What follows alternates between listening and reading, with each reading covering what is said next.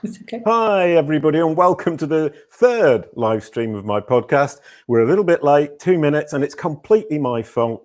Bengu was perfect, on time, ready, well lit, beautifully dressed, and I messed up. Sorry, Bengu. It's okay, totally fine, no problem. So we're going to start. A quick hello and we're good to go. Welcome to the show, Bengü Atamer. That's wonderful. Thanks for the warm welcome. Yes, thank you for coming on. Welcome everybody who's joined us. Thank you for coming along. We're talking about YouTube and the missed opportunities. And we started this conversation during the test that we did a couple of weeks ago, and the conversation went on a little bit too long and I learned too much. So I had to stop the conversation so I didn't learn too much before the actual date. And you've got loads to share. I do. I love sharing things about YouTube in general, so it goes a long way. I used to work at YouTube, obviously, long time ago, and since then 4 years. Yes, for 4.5 years, and I left in 2013. Since then on, I've been running Buzz My Videos together with my co-founder. She's an ex-YouTuber, Googler as well. And since then on, yes, our life is in and out of YouTube. We do talk a lot about YouTube, and obviously we make our living out of YouTube as well. Brilliant. Okay, and I love the name of your company, Buzz My Video. That's an amazingly good name. You're good with that. I'm gonna ask you next time I try and name something because I'm much less good. Oh, thanks. Thank you so much. Yeah. Okay. And I set this event up. I actually used I's advice from last week and set up an event on LinkedIn. So I now have events on Crunchbase, LinkedIn, my own site, and on YouTube. And I'm trying to bring all that together to leverage this live streaming weekly Tuesday event onto Google's search results as an event. So we're not there yet. Sorry, Bengu. I was hoping I could surprise you with that today, and I can't. The word lift entity-based content model is moving forward, but not as fast as I would like it to. Not because it isn't good, but because I'm incredibly impatient, and I'm probably about 12 years old in my mind. I mean, you are absolutely right in terms of how when you think about YouTube, you always people tend to forget that it's the second largest search engine after Google. And if you leverage YouTube, if you put in input on YouTube, then technically you are actually optimizing content for Google search as well. But it may take time, and obviously it has different techniques behind it. So congrats on trying to build up that presence. Yep. It's okay. Maybe after the live stream, maybe we'll do some tricks, and then when we search, we will be there as well. Oh, are we going to do your special tricks that you're about to teach me? Yeah, definitely. I mean, of course, we would implement some of our special tricks. Absolutely, yes. Why not? Because I mean, I did an interview with Aleyda Solis about optimizing for YouTube and Google, and that was great. And she was saying, here's what we need to do for YouTube, here's what we need to do for Google. And when I started talking to you, you were saying, but there are lots of other opportunities that we don't necessarily see right off the bat. And my first thought was pushing videos onto brand SERPs. That's my thing. So my videos appear on my brand SERP, and they were supposed to appear on yours, but didn't. The images do. And you said, okay, yeah, that's nice, but it's pretty limited. There are loads of other things you can do. Just getting a video onto a brand SERP is easy peasy. What would you do else? I think in general, what I start in general as an advice is before things that you do before you upload the content, or even before you kind of create that watch page, how you created that live streaming watch page. It's actually deciding on, okay, how am I going to title this piece, right? That's the most important thing, actually. And then where are the other places that I'm going to share this before, during, and after? So that definitely, that kind of connecting and linking it through other platforms is another important piece. So obviously you've shared this on LinkedIn. Sorry, I haven't shared it on my LinkedIn, but I'm trying something else. I'm going to share it afterwards to see how it's going to work. So I'm now part of your experiment too. This is an experiment exchange. How lovely. Exactly. We are co-experimenting things right now. So sharing and linking into whichever platform you have is truly key. And obviously you may think that, okay, I have like, I don't know, 100 followers there, 1,000 followers there. And then it doesn't matter how small in some other platforms you might have in terms of a follower. All I say is in terms of YouTube, it's every little bit helps, and every little thing that you do. And on YouTube, there are many little things that you can do. From, for instance, I checked it, obviously on your channel it's not enabled, but there is a really beautiful tab called the community tab, which would become available after you hit 1,000 subscribers on your channel. And it's almost like a feed. It's almost like a Facebook feed, or like a LinkedIn feed. So even if you don't have any videos, you could go there and you could say, hey guys, I'm just like planning a live stream next week, etc. Or you could run a poll. You could ask for ideas, what they want to see. Brilliant. No, wonderful. I want it. It's like a new toy that I haven't got that I want for Christmas. So practically between now and Christmas, I have to get 750 new subscribers. Then that triggers automatically. Is that correct? It should be, yes, automatically. It should be available on your channel after you hit 1,000 subscribers. And obviously...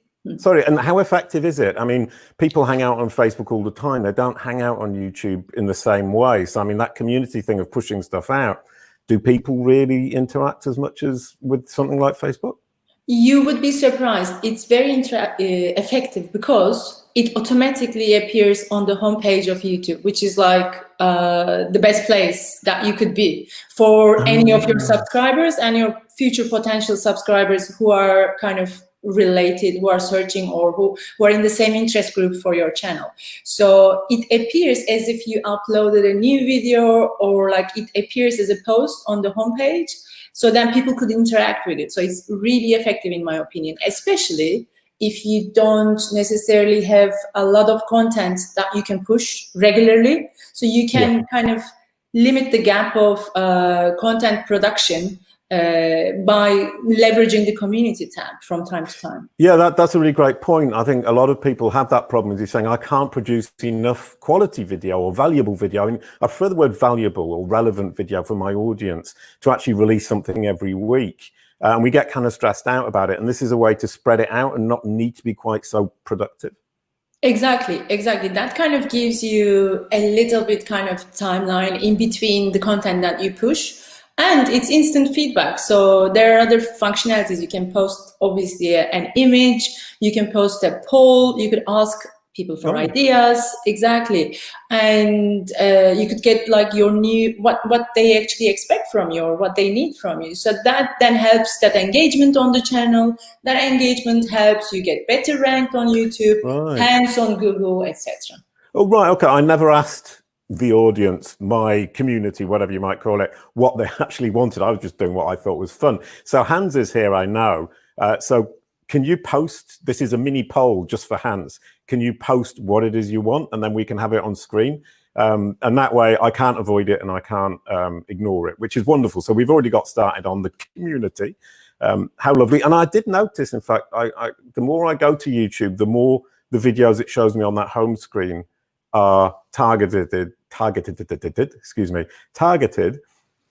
Is that something that's moving forward, that it wasn't quite like that 6 months ago, or is it just my imagination?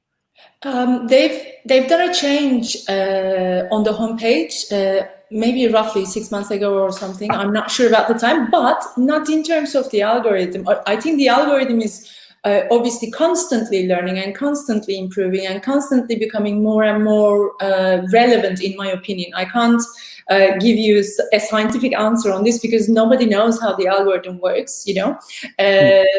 Only the algorithm, I think, knows how it works. I like that. Can I quote you on that? With machine learning, only the algorithm knows. Oh, somebody was talking to me the other day about there's an API on Google, a machine learning API, where you can ask another machine learning algorithm, why did you do that? And it has to send you back a justification.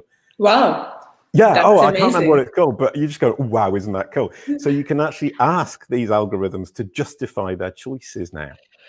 It's really cool in a sense. It's a bit scary in another sense, you know, because then it gives them this idea of like they're consciously doing this, or so they give you an extra explanation. So it's a bit like, okay, that's interesting. I'm going to check out that. But yeah, I was kind of expecting it would say, oh, I thought he had a nice face, or because it had a cute kitten in it. You know, something kind of human, but it isn't. It's going to be because A plus B equals C, or whatever it is. And as you say, it might actually be quite disappointing. yes, I think it's so complex. The reason for it's so complex in terms of what you watch, what's your watch history, what other people like you watch, what are the different interest groups, how much time you spend, what's the engagement, millions of different variables around it, right? So it's impossible for us to know or to understand how it actually picks, but for sure, we know that they're making it so that it does give you the content that you would like most, or you would spend time most, because watch time is the most important metric on YouTube as we speak. So that constant engagement, the algorithm wants you to spend hours on YouTube. Right, And, so everybody stick around. Watch time's really important for the algorithm. Exactly. And that kind of comes back to the thing is the people from Bing, I was asking them about their algorithms, and they were saying the important question is what are the factors? It's what are we asking the machine to do? What problem are we trying to get it to solve? And that's satisfy the user. And what are the metrics we're using to measure that and to feed the data back in? And those are the two big questions. And in YouTube, it's satisfying people with quality video content is the aim. I think so, and like the watch time criteria came into existence like long time ago. It became one of the key biggest metric. And when we asked how to optimize for watch time, the answer was you need to create great content. But what I mean by great content, it's not necessarily good quality like high spec content. It's engaging content that people loves to watch and people would continue watching or sharing, etc. It's definitely like based on how much time you spend, how you engage with the content. But then I don't know if it's how that algorithm would kind of slice down the time spent versus the like versus the share, etc. So those details obviously we don't know. Well, also it's view time compared to the length of the video, i.e. percentage of view time, perhaps. I mean, if I have a video that's 2 minutes and they watch 2 minutes, that doesn't have as much value as 30 minutes watching 28 minutes or 29 minutes.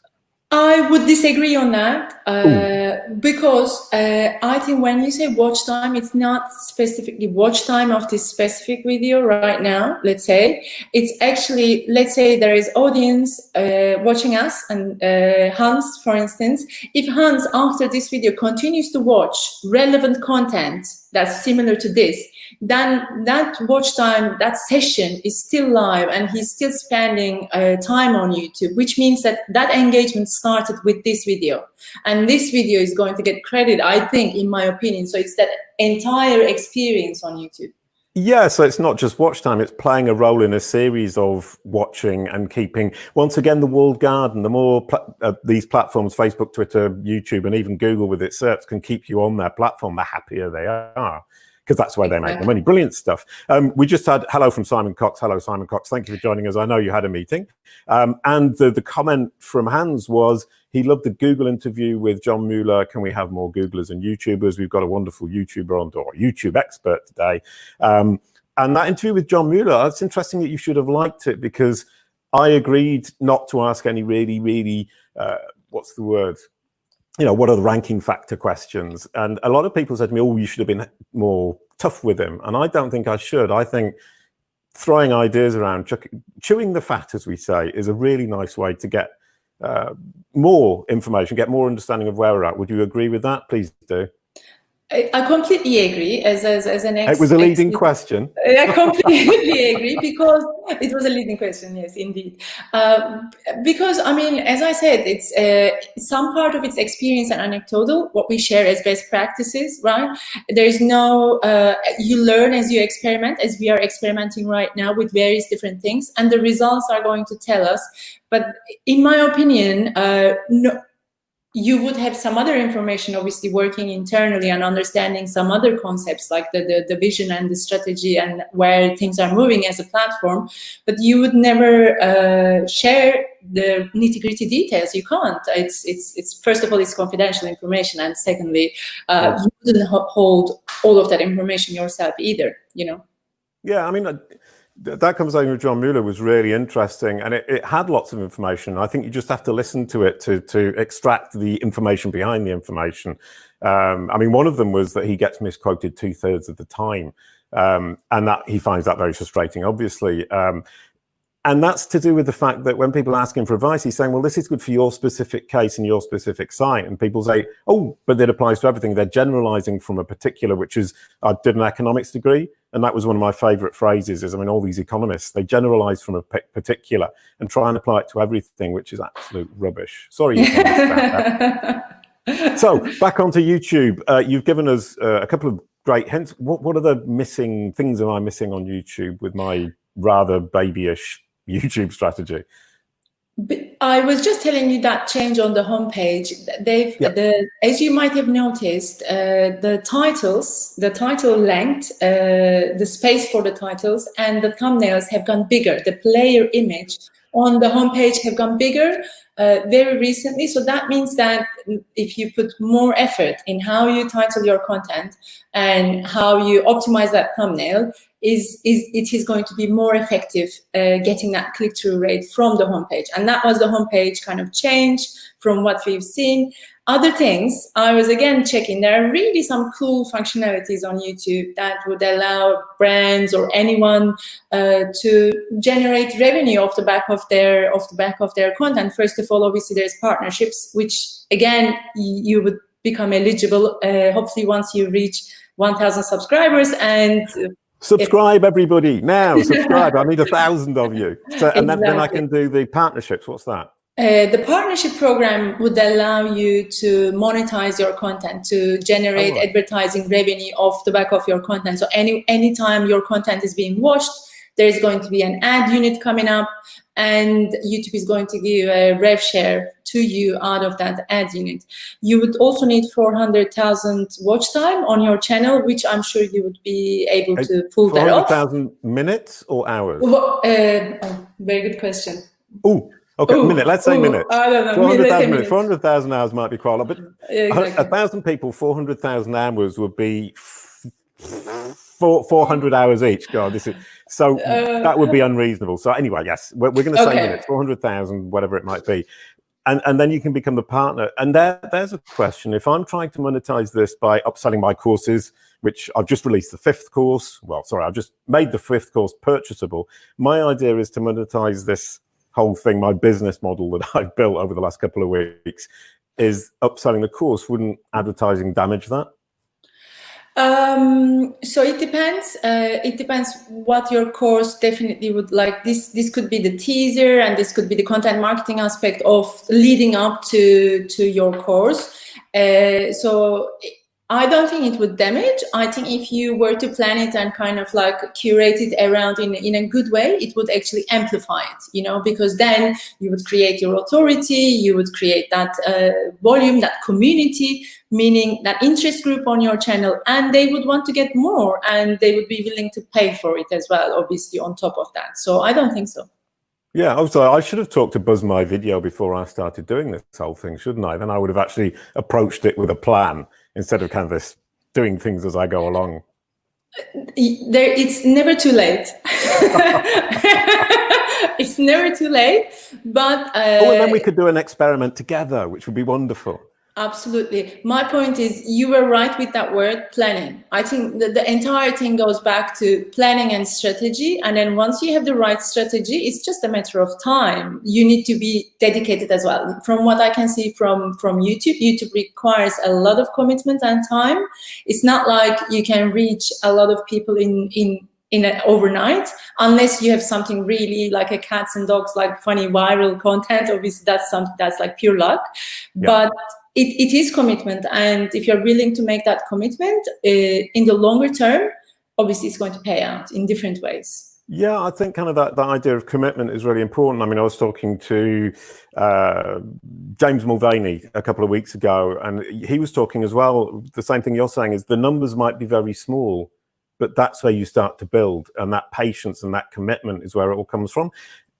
But it's painful. It's a painful process.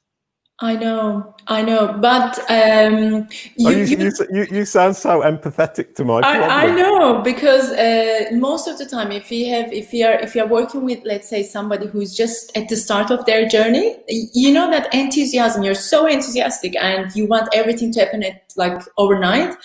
To be able to manage that expectation becomes a little bit challenging, because you want that as well, but the platform would not allow that, because it's a complex platform and there are millions of different things that you could do. But slowly you build that. You want recurring audience, you want people to come back and to create that relationship. It's not going to happen overnight. But I know you've just made me realize it's what I tell my clients all the time. It's not because it's online that it's going to be magically this viral thing with hundreds of thousands of people watching. Any business, whether it's offline or online, is built bit by bit, brick by brick. Exactly. And we just had a correction from Anton. He's actually clarified 4,000 hours. So it's 1,000 subscribers, 4,000 hours, and you can start monetizing your YouTube channel. Wonderful. And the thing about the title, sorry, to come back to that, you said it was longer. Is it really worth filling that whole title up? Should I do that whether I need to or not? No, with the title, definitely with everything else, it's relevance. But what I meant is YouTube now gives more space on the homepage to make the title more visible. Okay. But think about, obviously, the first place that you need to go is your YouTube analytics, which is really would provide you every information that you would need to grow your channel. And you would then see how much of your audience is coming from mobile. And think of mobile experience, because then your title is going to be cut off after a specific amount of characters. And you don't want to have a longer title where people don't understand what your video is about. Or you could put the most important, the relevant keywords at the beginning of your title and keep some of the branding or other less important second priority stuff towards the end of the title. I think title has to be like a headline, like your movie headline, you know? Right. So it has to be concise, and it has to reflect what people would be searching for, or what people would be like getting from that content. Yeah, and I tend to write titles that I think are interesting, as opposed to titles that people are necessarily going to search for. And I do tell my clients, write titles for things that people actually search for. So once again, I don't follow my own advice. But I like the idea of writing a fun title that stands out from the crowd. Is that appalling? I mean, can I not get leverage or whatever it's called from the fact that people are watching my videos and I appear in the community and I appear on their feed, and then hope that they will watch the video because it's interesting? Or is that naive? No, I think it's you should definitely make it interesting and your tone of voice reflected in that title, but it has to be relevant to what the video is about. That's the key, you know. Otherwise, make it as interesting and as standing out as possible, you know, as long as it's relevant. Yep. Okay. Jolly good. Relevant. Relevant. Exactly. Well, in fact, I was asking the question about the long title because I'm going to have in a few weeks a guy called Patrick M. Powers, and I was researching him. I've researched the guests before actually doing the episode, a little bit at least. And he has a book with a title, and it's like 25 words long. That's nuts. So I'm going to ask him why. Exactly. That's interesting. Well, for a YouTube channel or a YouTube video, sorry, that's probably a reasonable length, or it's not too unreasonable. But a book, that's mad. It is, but I'm now curious. I'm going to watch that video. Well, I'm curious. I'm going to watch it too.